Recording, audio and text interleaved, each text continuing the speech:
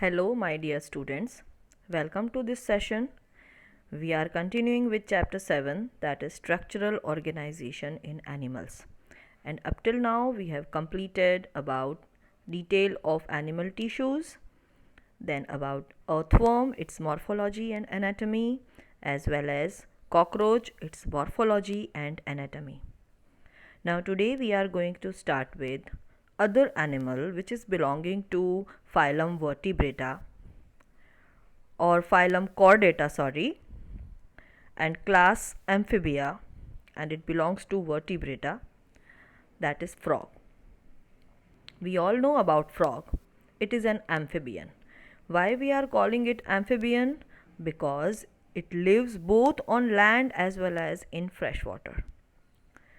The question arises in our mind that even crocodile, that is living on land as well as in water. But the differences we have discussed earlier in chapter 4 when we were dealing with classification of animals. Still, I will repeat, the frog, it will require land as well as water or aquatic medium to complete its life cycle. That is why it is belonging to class Amphibia. And the scientific name of frog, that is Rana tigrina. Let us discuss about its general features. Though we have completed all these external features in chapter 4, that is animal classification, still we will revise it. They actually have the body divided into two parts, that is head and trunk.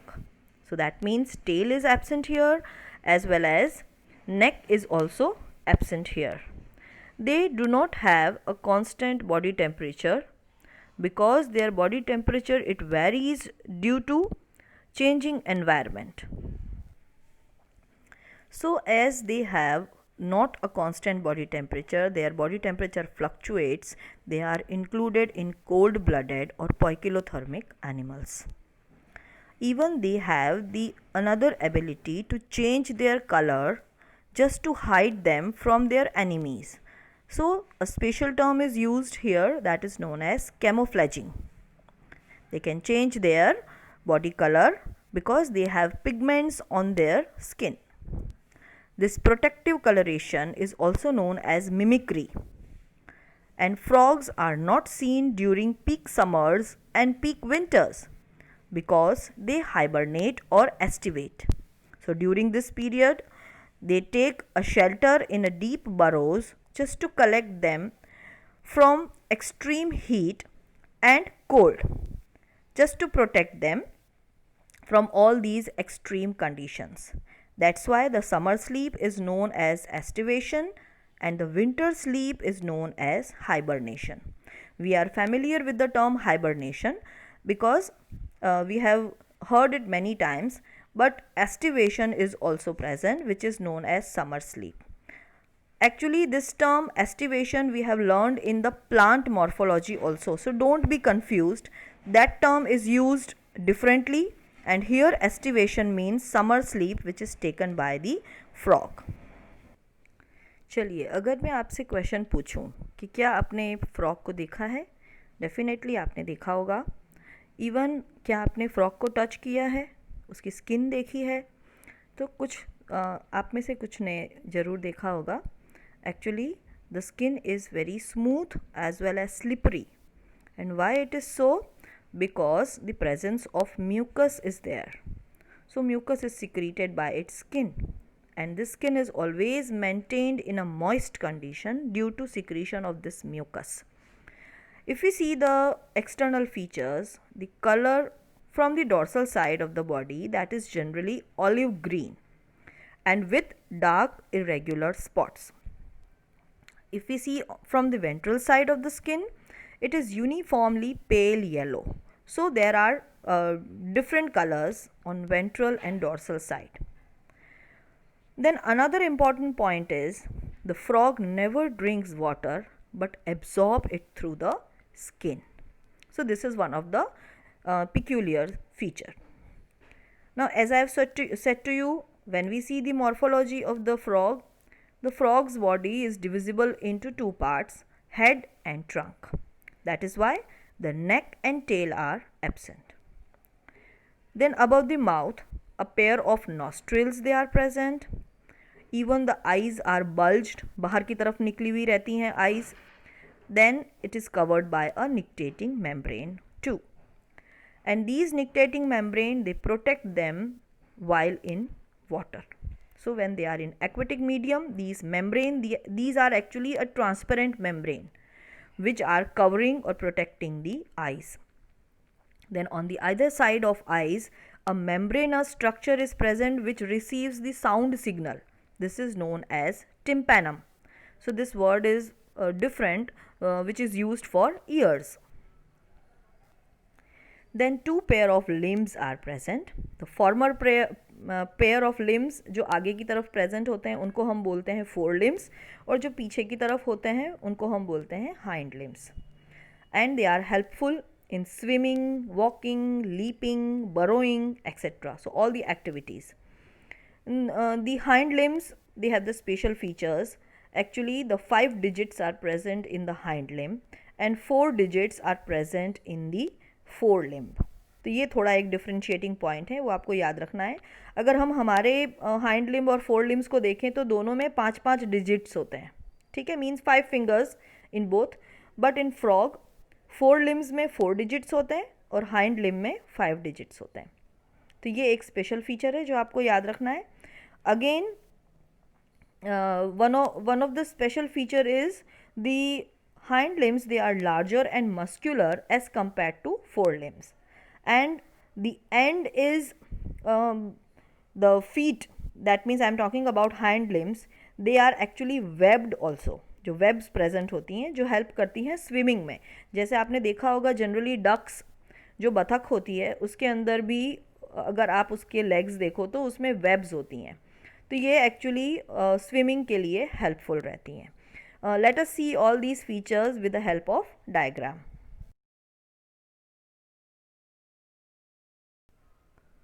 So this diagram is regarding Rana tigrina, जिसको हम frog बोलते हैं. आप देख सकते हो ऊपर वाला colour olive green and patches are present, और नीचे से भी थोड़ा लाइट पेल येलो कलर जैसा दिख रहा है आपको.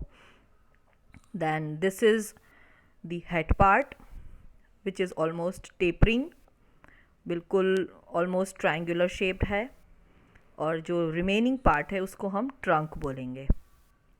Then these are forelimbs and these are hind limbs. Hind limbs में the webs are present and forelimbs they are having 4 digits and hind limbs they are having 5 digits. Then even if we see the head part, these are bulged eyes. आप देखो दोनों तरफ निकली हुई हैं बाहर की तरफ. And this portion, that is the mouth. Mouth is very wide. So these eyes, they are having nictitating membrane which covers them while swimming in water. Then अगर आप eyes की साइड्स में देखोगे तो ईयर विल बी प्रेजेंट. यहाँ पे diagram में बहुत क्लियर नहीं आपको दिखेगा, but some pore like structures they are present और dotted structures they are present जिसको हम टिम्पैनम बोलते हैं. So all these structures they are very much clear in this diagram regarding Rana tigrina और frog. Now another important feature is sexual dimorphism. This term we have learned regarding cockroach also. In cockroach, it was easy externally just to identify male and female cockroach. So similar feature is found in frog also. From external view, morphologically we can differentiate between male frog and female frogs. So certain important structures are found in the male frog. They are presence of sound producing vocal sacs and also copulatory pad which are present on the first digit of 4 limbs, and these structures are absent in females. So this is the differentiating point between both. अगर आपने सुना हो generally monsoon season में बहुत ज़ोर ज़ोर से croaking की साउंड आती है which is produced by only male frog. So male frog can produce this particular sound due to the presence of these vocal sacs, which is absent in female. Okay, now let us discuss about anatomical features regarding frog. The body cavity of frog, it accommodates different organ systems like digestive system, circulatory system, respiratory system, nervous system, excretory system, and reproductive system. So we will discuss about them one by one. First of all, we are starting with digestive system. So it consists of alimentary canal and certain digestive glands. The alimentary canal is very short because frogs are carnivorous and therefore the length of intestine is very much reduced. The mouth opens into buccal cavity. So the anterior most opening of the digestive system, that is mouth is very wider and it opens into a buccal cavity. Even a bifid tongue is present. अगर आपने देखा होगा capturing the prey, किस तरह से frog अपने छोटे छोटे इंसेक्ट्स को खाता है मोस्टली, और वो किस तरह से अपनी जो टंग होती है वो बाहर निकाल के तुरंत से उसको कैप्चर कर लेता है. So it has a very peculiar feature. And buccal cavity it leads to oesophagus through a pharynx. If we see the esophagus, it is very short tube which opens into stomach, which in turn it continues with intestine. Then rectum is present and finally rectum opens outside by a cloaca. So cloaca here is a special feature. No anus is present because cloaca, it is a common point for excretory system, for reproductive system as well as digestive system. Okay, so this is a special feature. If we see about the digestive glands, the liver is present, then even pancreas is present. Actually liver, it secretes bile juice that is stored in a gallbladder. So almost all the features, they are very common to us, that is in human physiology also. We will discuss all these points. So it is very important topic to remember because it will be helpful in further chapters. Then another gland is pancreas. It is also a digestive gland and it produces pancreatic juices which contains digestive enzymes. So food is captured by a bilobed tongue, as I have said to you, bifid tongue or bilobed tongue. Then digestion of food, it take place by the action of hydrochloric acid as well as certain gastric juices which are secreted by the wall of stomach.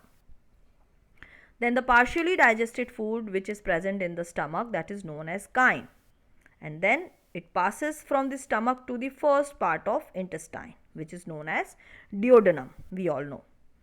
The duodenum receives bile from the gallbladder and pancreatic juice from the pancreas through a common bile duct. Even the bile emulsify, this is the function of bile. The bile juice which is secreted by liver, it emulsifies the fat, and pancreatic juices, it digest carbohydrate and protein. So overall digestion of food, that is done, because basically food contains all these three things main. Then the final digestion takes place in the intestine. Intestine is short, as we have discussed earlier. Then the digested food, that is absorbed by numerous finger-like folds which are found in the inner wall of intestine, and we all know its name, that is villi as well as microvilli. Then the undigested food, which is solid waste, it moves outside through the cloacal aperture and it is thrown outside. So finally temporarily it is stored in rectum and then finally it passes out through the cloaca through an aperture known as cloacal aperture. So in this way we have discussed about the digestive system, then the process of digestion, absorption, and lastly defecation. So in this way this include all the detail regarding digestive system.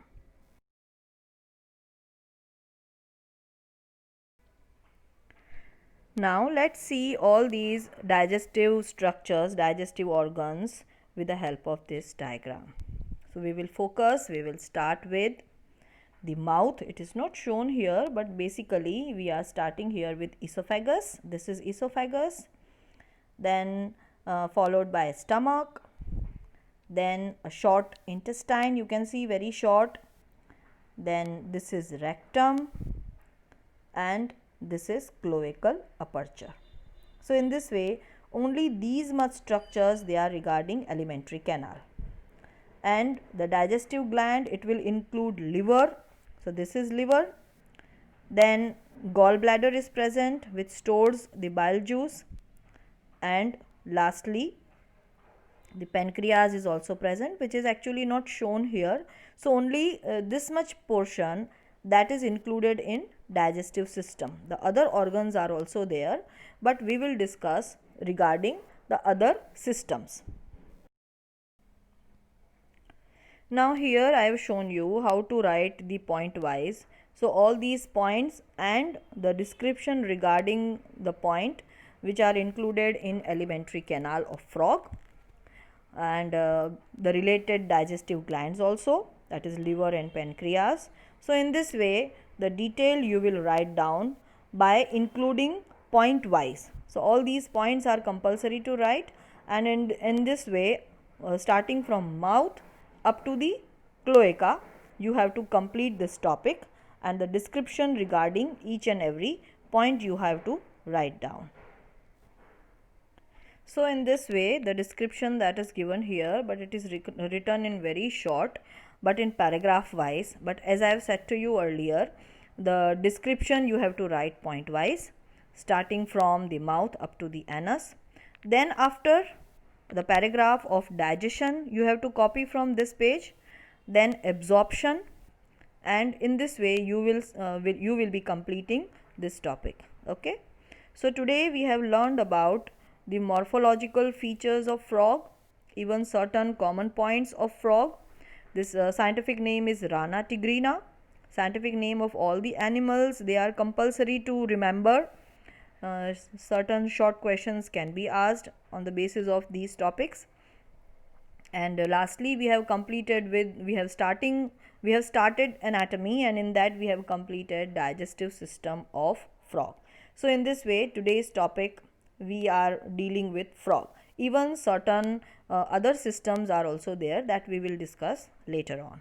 So up till today's session we end our session here. Only this much is included, and I hope so you must be revising all these topics. This chapter is very important to learn. Even it will help you in the further topics regarding human physiology, and that will be included in the same course. So in the same book the last few chapters will be including human physiology, and all these concepts from this chapter it will be helping you. So this will be the basic reference. Okay, so please remember all these things. Take care. Till then, bye bye students.